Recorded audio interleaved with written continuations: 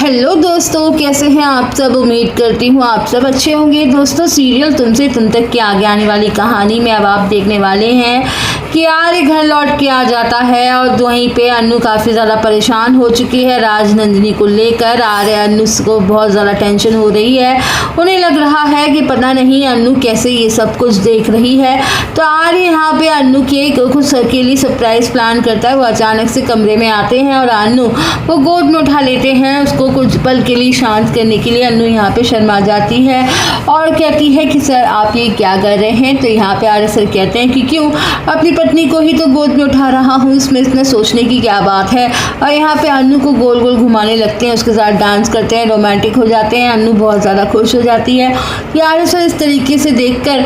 और यहाँ पे आर्य सर अन्नू दोनों काफ़ी ज़्यादा क्वालिटी टाइम स्पेंड करते हैं। दूसरी तरफ यहाँ पे यशवर्धन जो है वो कुछ किया होता है, मीरा को उस कमरे में ले गई होती है, फिर उसे डांट लगाना शुरू करती है और कहती है कि अगर तुम चाहते हो कि मैं तुम्हारे साथ रहूं, तुम्हारी केयर करूं, तुम्हें तो चुपचाप रहना पड़ेगा, ये सारी हरकतें बंद करनी पड़ेंगी।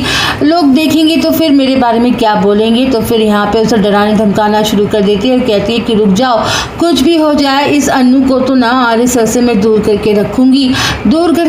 यहाँ देखूंगी कि आर्य सर अन्नू दोनों एक दूसरे से बहुत देर तक बातें करते हैं। यहाँ पे आर्य सर अन्नू को फिक्र कर रहे होते हैं कि पता नहीं अन्नू को ये सब कुछ कैसे कर रही है, कैसे हैंडल करी, कितना सब कुछ अन्नू के साथ हो रहा है इतने दिनों से। और उसके बाद यहाँ पे अन्नू सो जाती है, आर्य सर भी सो जाते हैं। दूसरे दिन यहाँ पे अन्नू के मन में फिर से सारी बातें घूमने लगती हैं। उसे लगता है कि जो कुछ भी बात वो सोच रही है वो सच है और वो औरत राजनंदिनी है। मुझे मंगलसूत्र भी उन्होंने दिया था, कैसे हो सकता है राजनंदिनी नहीं थी। अब उसे लगता है कि एक बार फिर से आर्य सर से पूछूंगी राजनंदिनी के बारे में। तो उसे लगता है कि मैं पूछूं तो कैसे पूछूं, पहले तो बहुत ज़्यादा घबराती है।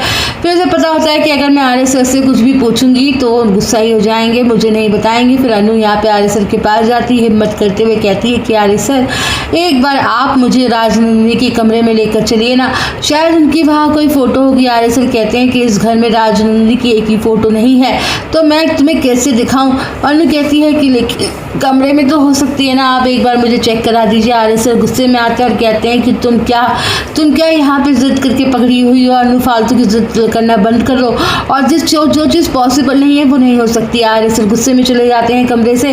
अन्नू को लगता है कि आर्य सर तो मुझे नहीं दिखाने वाले हैं राजनंदिनी की फ़ोटो, अब मैं कैसे देखूँ। और यहाँ पे गायत्री माँ भी कहती है कि उनके पास कोई फ़ोटो नहीं है, तो उसको समझ नहीं आता है कि मैं किससे पूछूँ। यशवर्धन ने भी ड्राइंग बनाई थी, उसमें कुछ खास समझ में नहीं आया राजनंदिनी के बारे में, लेकिन अब उसको चेहरा जो है क्लियर समझ नहीं आ रहा है। अन्नू एक फ़ोटो देखना चाहती है लेकिन उसे फ़ोटो नहीं दिख रही है। अब यहाँ पे उसे लगता है कि मैं पूछूँ तो किससे पूछूँ। तभी वो जो एक घर में काका होते हैं वो सोचती है कि ये तो हमारे यहाँ बहुत सालों से काम कर रहे हैं, शायद इन्हें कुछ पता होगा कि ऐसी दिखती हैं। यहाँ पे काका से पूछने की कोशिश करती है तो काका भी यहाँ पे बातों को नहीं सुनते हैं, वो गोल गोल घुमाने लग जाते हैं और अवॉइड करते हैं इन बातों को और कोई जवाब नहीं देते। अन्नू भी परेशान हो जाती है क्योंकि उन्हें भी राजनंदिनी की कोई फ़ोटो नहीं दिखाई दी, लेकिन इस बार इस तरह से राजनंदिनी दिखाई देती है। कभी बच्चे के साथ खेलती है तो कभी इधर उधर घूम रही होती है।